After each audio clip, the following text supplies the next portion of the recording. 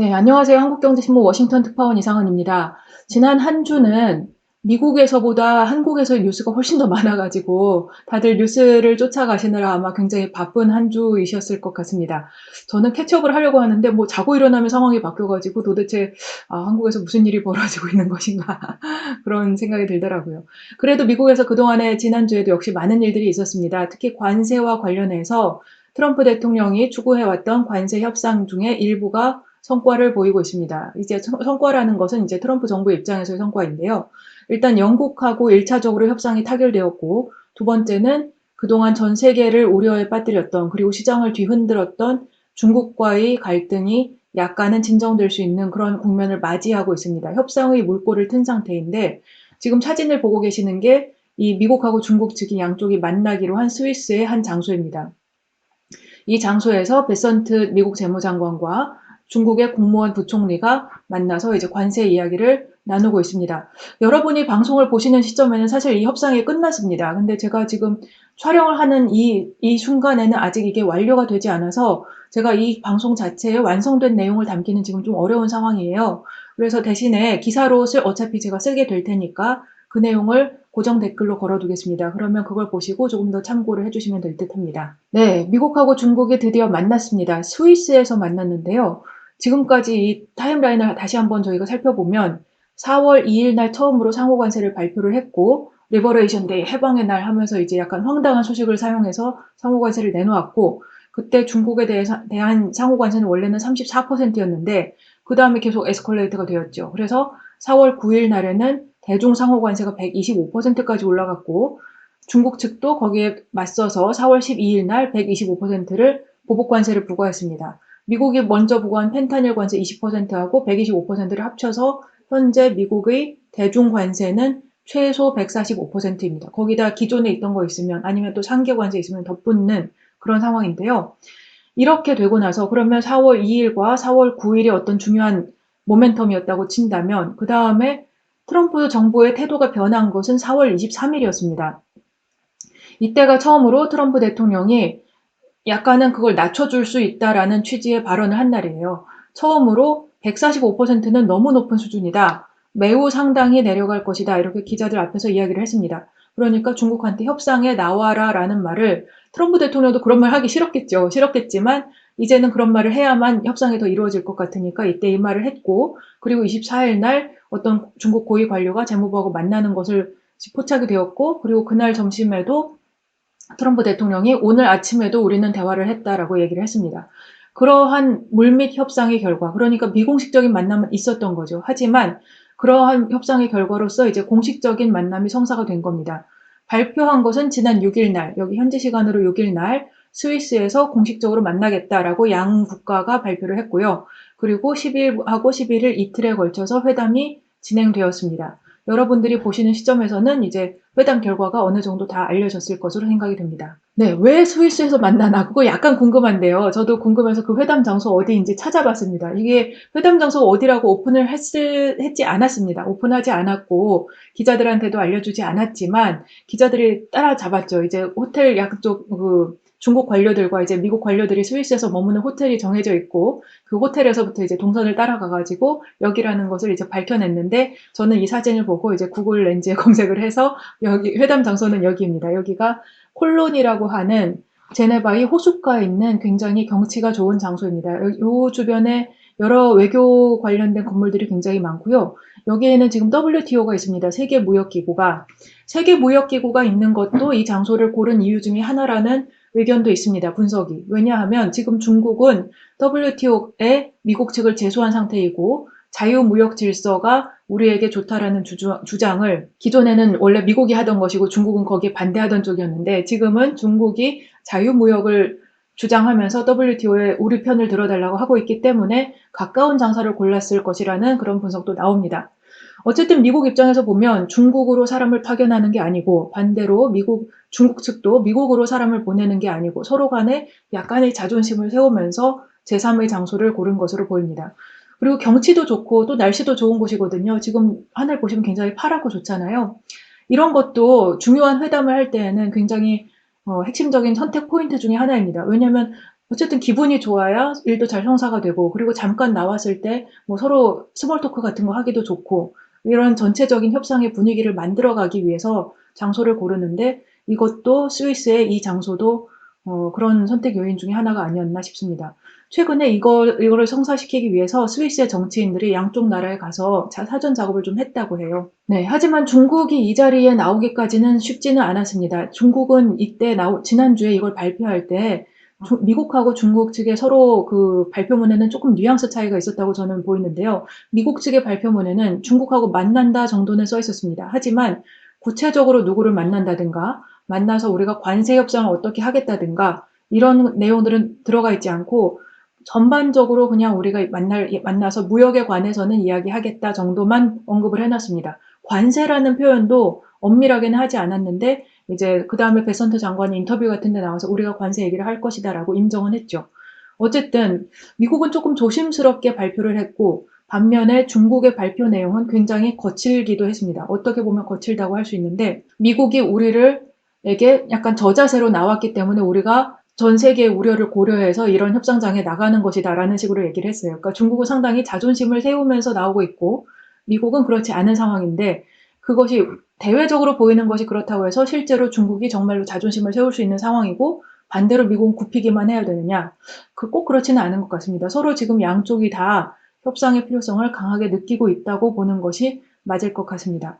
그럼 왜 중국은 그동안 튕겼는가? 그것도 생각해 볼 만한 부분인데요. 일단 로이터 통신에 따르면 지난 4월 달에 펜타닐 관련해서 미국이 보낸 서한이 있었는데, 그것 때문에 중국 정부 내에서 굉장히 부글부글 끓는 분위기가 형성이 됐다고 해요. 원래는 1월, 2월, 3월까지만 해도 중국은 협상을 하겠다는 기조였습니다. 그래서 펜타닐 관세가 나왔을 때도 그걸 받아들이는 식으로 대응을 했고, 가능한 한 강한 언급을 자제하면서 미국 측의 반응을 탐색하는 그런 분위기였는데, 이때 4월 달에 보낸 서한은 굉장히 약간 공격적으로 느껴졌고, 그때 아마 뭐 시진핑 주석이라든가 아니면 주변 사람들이 이것은 받아들일 수 없다, 여기에 대해서 우리가 그냥 받아들이는 식으로는 대응할 수 없다라고 판단을 했다는 거죠. 그리고 또 실무적인 문제들도 여러 가지 있었던 것 같습니다. 일단은 미국 측의 메시지가 그동안 좀 혼란이 많이 있었어요. 그동안에 뭘 원하는가, 미국은 굉장히 많은 이야기들을 늘어놓았거든요. 지금 미국하고 중국하고의 사이에서 처음에 시작은 펜타닐이나 마약 이슈로 시작을 했지만,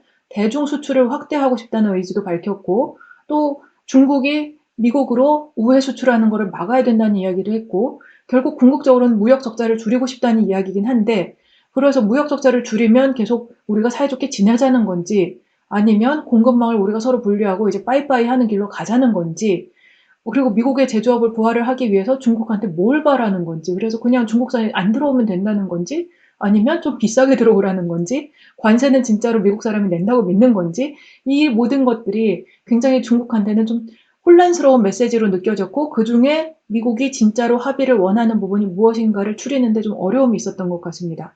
그래서 중국 내부에서는 이런 이야기들이 있었다는 겁니다. 어떤 관료가 협상에 참여해야 되느냐, 펜타닐 담당 관료나 아니면 관세와 같은 이런 통상 담당 관료가 주도해야 되는가?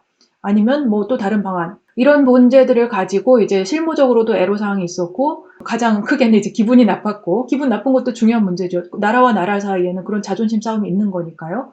하지만 어쨌든 중국도 마음은 급했다고 생각이 됩니다. 이 문제에 관해서는 김은정 우리 베이징 특파원이 이번 주에 베이징 나우를 시작하였습니다. 그 방송을 좀 참고해 주시면 더 도움이 될 것 같은데요. 거기에서도 좀 설명을 했지만 중국 내부 경제가 그렇게 편안한 상황이 결코 아닙니다. 그들도 지금 이런 관세 정책으로 인해서 수출길이 끊어지면 굉장히 큰 타격을 입고 있고, 그런 타격을 입었다는 것을 물론 중국 언론들은 이제 우리하고는 상황이 다르니까 상당히 이제 디테일하게 바깥으로 표현되지는 않고 있지만, 안에서는 그로 인한 문제들이 빠르게 누적되어 가고 있습니다. 이거를 가지고 1년 끌고 2년 끌고 이렇게 할 수는 없는 거죠. 몇 달 버티는 것도 굉장히 큰 타격이 될 수도 있는 상황이었다고 생각이 됩니다. 네, 그러면 중국하고 이 빅딜이 이번에 이루어질 수 있는가가 관건인데, 사실은 빅딜의 가능성은 낮다고 생각이 됩니다. 뭐 한두 번 만난다고 이렇게 갑자기 협상이 미국하고 중국하고 이렇게 큰 나라들끼리 큰 협상이 갑자기 이루어지기는 좀 어려운 것이 현실이겠죠.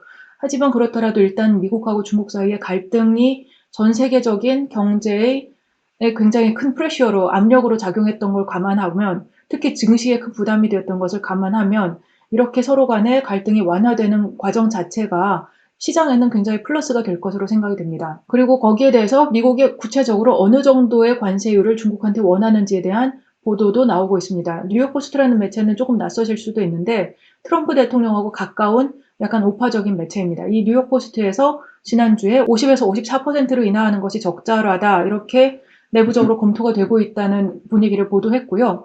그 보도가 나오고 나서 그 다음 날에 트럼프 대통령은 그것은 아니고 80%가 적절하다라고 언급을 했습니다. 그러니까 80% 정도를 앵커로 찍었으니까 그거보다는 조금 더 아래쪽에 진짜 미국의 본심이 있을 것으로 보이고 그런 점에서 저는 뉴욕포스트의 50에서 54% 정도가 실제 내심 미국 측이 가지고 있는 어떤 협상 기준점일 것이라는 생각을 하고 있습니다. 50에서 54%가 우리가 145% 얘기하다 내려와서 그렇지 결코 낮은 수준이 아닙니다. 그리고 중국이 감당할 수 있는 수준인가에 대해서도 약간 퀘스천 마크가 있습니다. 상당히 부담스러운 수준이고요. 이 정도만 되어도 상당한 무역에는 장애가 될 수 있다는 생각이 듭니다. 그러면서 더 다른 우회로를 찾으려는 수많은 노력들을 만들어낼 것으로 예상이 됩니다. 일단 이번 협상에서 10일하고 11일 협상을 통해서 그리고 또 앞으로 당분간 미국하고 중국이 어떤 협상을 가져갈 것인가에서 우리가 볼 수 있는 관전 포인트는 한 가지는 중국이 무엇을 살 것인가. 그래서 중국한테 지금까지 미국이 요구했던 것은 농산물을 사라는 것이었고 그것이 일기 때 정부에서도 요구했던 내용입니다. 특히 중국은 미국의 가장 큰 콩 수출 시장이기 때문에 대두 수출 시장이기 때문에 이를 비롯한 여러 가지 농산물을 더 많이 사라는 그런 요구를 할 것으로 예상이 되고요. 그리고 에너지 수입도 늘리라고 요구할 수 있을 것 같습니다. 에너지라고 하면 이제 석유나 아니면 가스 같은 부분들일 텐데 실제로 근데 이런 모든 수입량을 늘리라는 주장을 다 감당할 수 있을 만큼 미국이 생산을 할 것인가에 대해서 저는 좀 부정적입니다. 현재 이제 유가라든가 가스 가격의 흐름이라든가 이런 걸 보았을 때는 쉽지 않을 것 같지만 일단 어쨌든 이렇게 함으로써 무역 적자를 좀 보완하고 싶다라는 그런 주장을 할 테고요. 또 한 가지는 이제 중국이 미국에 대해서 희토류를 수출 중단 조치를 한 바가 있는데 그것을 해제해달라는 요구를 했을 것으로 생각이 됩니다. 그리고 더 본질적으로는 미국은 중국에 대해서 경제 모델을 바꾸라고 요구를 하고 있습니다.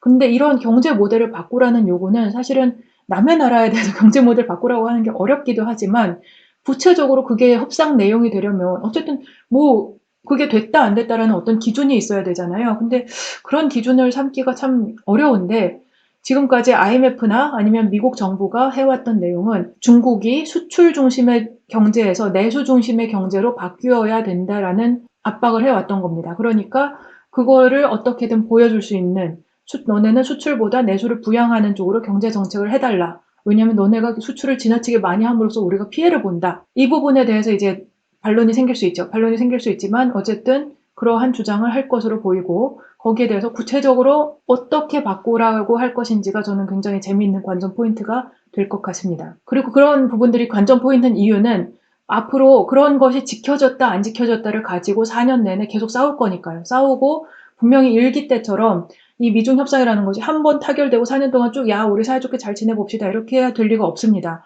이렇게 했다가 다시 또 싸웠다가 다시 또 무슨 조치를 했다가 이렇게 해가면서 어떤 국면을 찾아갈 텐데 특히 지금은 트럼프 정부 완전 초기니까 현재 이 상황에서 모든 카드를 다 양쪽 다 꺼내놓고 자 여기서 끝 이렇게 할 수는 없을 것 같아요. 지금은 서로 간에 카드 가진 것 중에 일부만 보여주고 일부만 보여주고 하면서 맞춰가는 수준이기 때문에 반드시 거기에서는 다시 한번 갈등이 벌어지는 그런 때가 온다고 생각이 듭니다. 그렇기 때문에 그런 부분들이 바로 내수 중심으로 바꿔라. 안 지켰어. 어떻게 해야 그것을 안 지켰다고 말할 것이냐는 거죠. 그런 기준점이 이번 협상들을 통해서 조금씩 흘러나오게 될 것이고 그것이 앞으로 우리가 4년 동안 지켜봐야 되는 그런 포인트일 것으로 생각이 됩니다. 네, 영국하고의 관세 협상도 굉장히 재미있는 포인트인데 왜 재미있냐면 재미가 없어서 재미가 있습니다. 이게 내용이 저는 보고 약간 황당했어요. 야, 8일 날 큰 국가하고 무역 합의를 하겠다고 트럼프 대통령이 예고를 했습니다. 그래서 그것이 영국하고의 관세 협상이다라고 뉴욕타임스가 보도를 했고 오픈해 보니까 역시 영국과의 관세 협상이었습니다. 인도도 지금 조만간 관세 협상을 하겠다고 했지만 인도만 해도 굉장히 많은 협상에 들어가야 하는 내용들이 굉장히 많습니다. 이게 영국처럼 간단하게 관세 협상을 타결했다라고 발표하기가 쉽지는 않을 것으로 생각이 됩니다. 물론 큰 맥락에서는 어떤 협상을 할 수 있겠죠. 크게 봤을 때 우리가 앞으로 몇 년 동안 어떻게 하겠다. 앞으로 무슨 관세를 어떻게 하겠다 이렇게 할 수는 있는데 그래도 인도만 해도 지금 관세가 너무 다양하게 많고 인도는 굉장히 관세 장벽이 높은 나라거든요. 그런 부분들에 대해서 인도 측에서도 내부에 검토를 해야 되고 하니까 먼저 영국과 협상이 이루어진 것은 어찌 보면 당연하다면 당연한 좀 더 간단하고 손쉽게 할 수 있는 것이었다는 생각이 드는데 문제는 간단하고 당연했기 때문에 안에 든 내용물도 별로 없었다는 거죠. 생각보다 약했다는 건데 그래도 주목할 만한 부분은 자동차 관세를 원래 현재 자동차 관세는 25% 품목별 관세를 적용하기로 했지 않습니까? 4월 5일부터. 근데 그거를 영국산에 대해서는 10%로 낮춰주기로 했습니다. 근데 그 쿼터를 적용해서 10만 대까지만 그렇게 해주기로 했는데 작년에 영국이 미국에 판 것이 10만 몇천 대에 불과하기 때문에 이거는 그냥 거의 뭐 전부 다 10% 해주겠다고 하는 것이나 마찬가지죠. 물론 이제 앞으로 영국이 미국에 더 많은 물량을 수출하는 데에 대해서는 조금 부담이 있겠죠. 그만큼 관세를 더 물어야 하니까요. 하지만 일단 어쨌든 요 정도면 영국으로서는 어차피 내야 하는 기본 관세인 10%를 그 수준으로 자동차도 적용하기로 한 겁니다.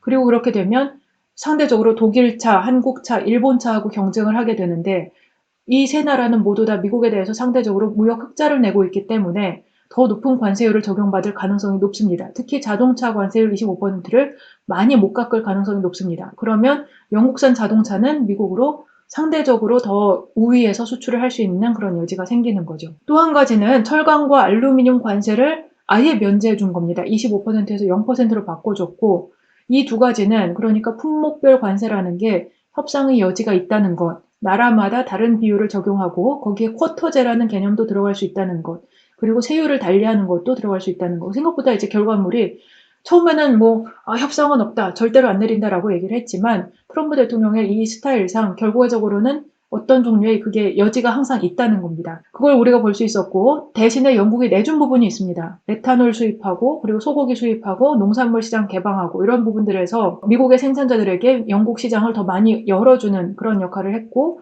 또 하나는 이제 미국의 보잉 항공기를 100억 불어치를 구매하기로 했습니다. 제 생각에는 원래 사기로 되어 있던 것을 여기에 그냥 포장했을 것으로 생각이 듭니다. 그리고 이 모든 것을 아우르는 전제는 10%라는 기본 관세는 흔들림 없이 유지하겠다고 하는 트럼프 정부의 의지입니다. 영국은 미국에 대해서 무역 적자를 보고 있는 나라입니다. 반대로 말하면 미국은 영국에 대해서 무역 흑자를 보고 있고 그럼에도 불구하고 10% 기본 관세는 변함없이 유지하겠다는 것을 보여주었습니다. 그리고 또 하나는 지금까지 논란의 여지가 있었던 그래서 벤스 대통령이 지난번에 키어 스타머 총리에게 잔소리를 했던 디지털세에 관한 논의가 결과적으로 없었다는 겁니다. 이 협상 내에.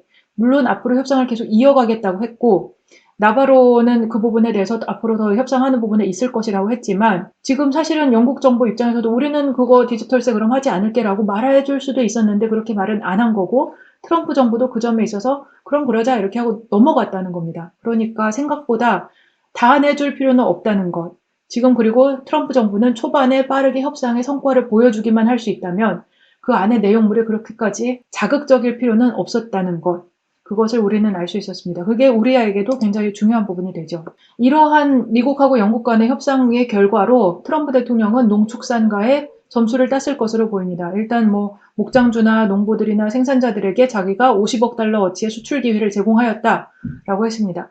그 외 나머지는 별 얘기가 아닙니다. 알루미늄 철강 무역지대, 안전한 의약품 공급망 구축, 별 얘기 아니고 60억 달러 규모의 대외 수입을 얻게 되었다고 했는데 대외 수입이 아니죠. 대외 수입이라는 거는 본인의 표현이고 결과적으로 관세는 미국 내의 수입업자가 내는 것입니다. 하지만 이제 사람들을 약간 미슬리딩하기 위해서 호도하기 위해서 그런 표현을 쓰는데 영국이 내는 돈이 아닙니다. 그런 결과를 생각해 보면 미국이 얻게 된 것은 50억 달러어치의 시장을 얻은 겁니다.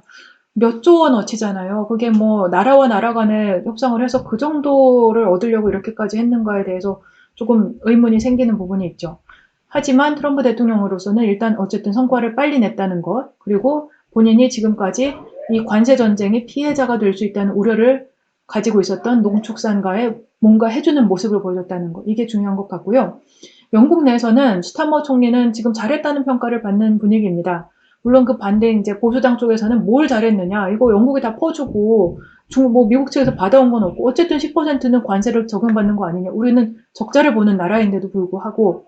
하지만 이제 국민들은 워낙 트럼프 대통령 기세가 등등하니까 이 정도로 막았으면 잘했다, 그냥 그렇게 봐주는 분위기입니다. 일단 그 해당 금액들 자체가 50억 달러잖아요. 몇 조 원어치의 시장 기회라는 것은 이익의 규모나 실질적인 변화로 봤을 때는 크지 않습니다. 뭐 몇십억 달러어치, 몇 조 원어치를 수입한다고 한들 그 중에서 그만큼 실제로 늘어나는 것도 아닐 것이고, 몇천억 원어치가 예를 들면 우리 돈으로 치면 몇천억 원어치가 늘어나서 그 중에 몇백억 원어치가 저들에게 조금 더 이익이 간다.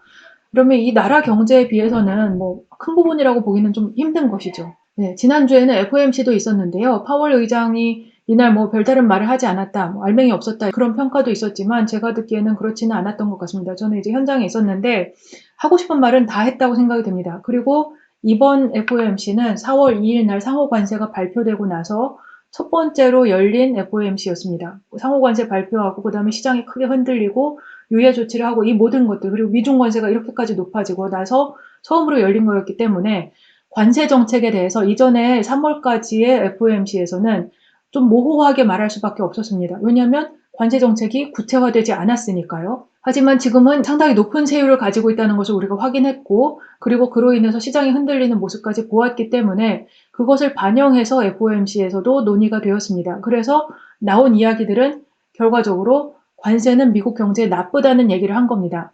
인플레이션을 높일 수 있고 또 실업률을 높일 수 있다. 경기가 둔화될 수 있다. 그러니까 물가 상승과 경제 둔화가 동시에 올 수 있다는 얘기를 하는 것이고, 스태그플레이션이라는 단어는 단 한 번도 언급을 안 했습니다. 일부러 안 하는 것으로 분명히 느껴졌고, 스태그플레이션을 언급은 안 했지만 말하자면 그 말을 한 거나 다름없죠. 스태그플레이션으로 올해는 가고 있다, 이런 정책을 계속 한다면. 또 두 번째 한 것은 물가 안정이 없이는 장기간의 강력한 노동시장 달성이 어렵다는 말을 한 겁니다. 이 말은 무슨 말이냐면 이게 4월 16일 날 그 시카고 경제클럽에서도 했었던 발언인데요. 이 말은 연준의 금리 정책을 가지고 경제 둔화에 대응하려면 물가 안정이라는 부분을 포기해야 되는데 우리의 미션은 양쪽으로 듀얼 맨데이트가 있기 때문에 물가 안정이라는 목표를 포기할 수 없다는 말을 하고 있는 겁니다. 쉽지 않다, 우리가 그렇게 대응하기를 바라지 마세요라는 말이고, 그 말은 첫 번째는 그러니까 관세 정책은 나쁘다는 거고, 두 번째는 연준은 올해는 손대기 힘들다는 얘기고, 할 말은 다 한 거예요. 그리고 이 말이 바로 4월 16일 날 했던 말하고 거의 동일한 발언들이고, 그 다음 날 이 발언이 나오고 나서 4월 17일 날 트럼프 대통령이 굉장히 화가 나서 아침부터 막 트루스 소설에다가 SNS에다 글을 막 올렸던 거죠. 파월 자르겠다고. 그는 내가 말하면 바로 사임할 것, 이렇게 말하면서 굉장히 화를 냈던 날인데, 그러한 일이 있었음에도 불구하고 파월 의장은 이날 거의 똑같은 표현을 다시 한번 한 겁니다. 그 말은 내 생각은 바뀌지 않고 연준에 있는 다른 사람들 생각도 다 이렇다라는 얘기를 하는 겁니다. 그래서 이날 발언들이 저는 상당히 알맹이 없다라는 것과는 달랐다. 물론 우리가 서프라이즈를 기대했다면 그런 것은 없었지만, 뭐 갑작스러운 인하를 기대했다면 그런 것은 없었고, 또 인하의 시점이 조금 더 뒤로 미뤄진 느낌은 들어요. 6월까지는 안 될 것 같아요. 한 7월 이후에 될 것 같은 생각은 들지만, 파월 의장이 말하고자 하는 바는 트럼프 대통령하고 주고받은 내용이 있는 겁니다, 이 안에는. 네, 그리고 또 제가 지난주에 눈여겨본 페드의 연구진의 노트가 하나 있습니다. 이 노트는 어떤 내용을 담고 있냐면 관세의 효과를 실시간으로 분석할 수 있는 계산법, 그것을 이 연구진이 만든 겁니다.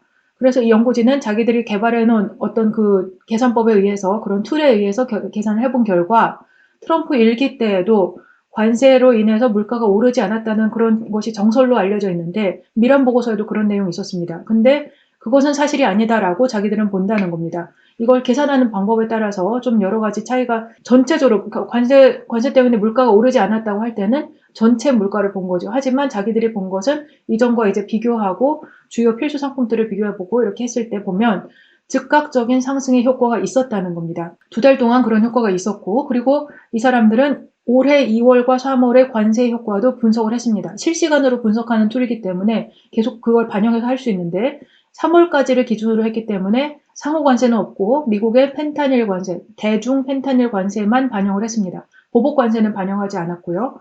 이렇게 했을 때 핵심 상품의 PCE 물가를 기준으로 보면 이번 관세 20%의 관세 정책으로 인해서 물가가 0.33%포인트 상승하는 효과가 있다라고 본다는 겁니다. 이렇게 보면 좀 숫자가 큰데 전체 핵심 PCE 물가 중에 핵심 상품은 그 중에 일부입니다. 상품은 25%이기 때문에 25%를 곱해서 생각하면 전체 핵심 PC 물가는 20% 관세를 대중 관세를 매겼을 때 0.08%포인트 상승하는 효과가 있다고 했습니다. 하지만 이것은 이제 3월까지의 상황이고 4월 달에 중국뿐만 아니라 전 세계를 상대로 관세를 매기고 또 이제 중국에 대해서도 훨씬 높은 관세율을 적용한다면 다른 수치가 나오겠죠. 어쨌든 이 노트의 요지는 페드가 관세 영향을 실시간으로 측정하기 위한 도구를 개발하고 있고 이 도구의 분석 결과는 관세는 인플레이션에 굉장히 직접적인 영향을 미치고 있다라는 겁니다. 그래서 앞으로도 그럼 FOMC가 판단을 할 때 이런 연구진의 연구 결과들을 참고해서 하겠죠. 그 말은 상당히 우리가 금리 인하를 기대하기가 조금은 더 멀어졌다라고 볼 수 있는 겁니다. 그렇다고 해서 뭐 안 한다는 것까지는 아니지만 조금 더 멀리 그리고 조금 더 작게를 기대해야 된다는 그런 상황으로 보입니다. 네, 우리 이 현재의 시대를 직영하기라는 표현을 많이 쓰는 것 같습니다. 이 직영하기라는 표현은 사실 조금 낯설고 우리는 지정학을, 지오폴리틱스를 많이 들어봤는데 현재는 지오이코노믹이라는 표현을 많이 사용되고 있습니다. 저는 2023년에 IMF가 이런 이야기를 했던 것을 이제 최근에 찾아보았는데 그때 이제 왼쪽에 보시는 기타 고피나스 부총재가 당시에는 바이든 정부였어요. 근데 바이든 정부가 국가 안보를 위해서 공급망을 다시 이제 가져와야 될 필요성을 느끼면서 프렌드 쇼어링 한다고 하면서 이제 전체적으로 전 세계가 갈라지고 있다. 무역이 단순한 자유무역이 아니고 세계가 분열되고 있다.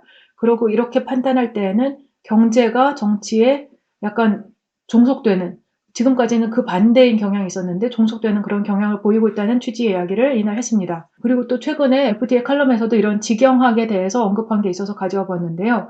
이 표현이 굉장히 인상적입니다. 질리언 테트 칼럼니스트는 자유시장 경제 체제에서는 경제적인 이익이 정치적인 이익보다 우선시되었는데 현재는 경제가 정치 게임에 종속되는 현상이 나타나고 있다고 했습니다. 그리고 시대 정신이 바뀌었다. 어떻게 바뀌었냐면 각 나라가 절대적으로 이 나라 사람을 잘 살게 하려는 그런 식으로 움직이지 않는다. 과거에는 그런 식으로 움직일 때에는 자유무역을 선호하게 된다는 겁니다. 왜냐하면 우리가 비교 우위를 통해서 자유무역을 하게 되면 항상 더 그 결과가 자기 스스로 자급자족하는 것보다 좋았으니까요. 하지만 지금은 절대적인 복지의 수준, 그런 생활 수준이 아니고 다른 나라하고의 경쟁이라는 게 굉장히 중요한 사람들의 판단 요인이 됐다. 그것이 시대 정신이 바뀌었다라는 표현을 썼습니다. 이 말이 이제 트럼프 대통령과 미국 사회의 그런 것을 보여주는 것이고 사실은 거기만이 아니라 전 세계가 그런 흐름을 전체적인 흐름을 가지고 있다는 겁니다. 이거는 바이든 때하고는 또 다른 부분들이 있죠. 하지만 이제 전체적으로 이걸 우리가 지정학이 아니라 지경학의 시대로 넘어갔다라고 볼 수 있을 것 같습니다. 그리고 최근에 은퇴하신 버핏 옹도 비슷한 이야기를 하고 가셨어요. 네, 오늘은 여기까지 하겠습니다. 네, 너무 또 길게 한 게 아닌지 잘 모르겠네요. 네, 다음 주에 또 재밌는 소식으로 다시 한번 만나 뵙겠습니다. 감사합니다.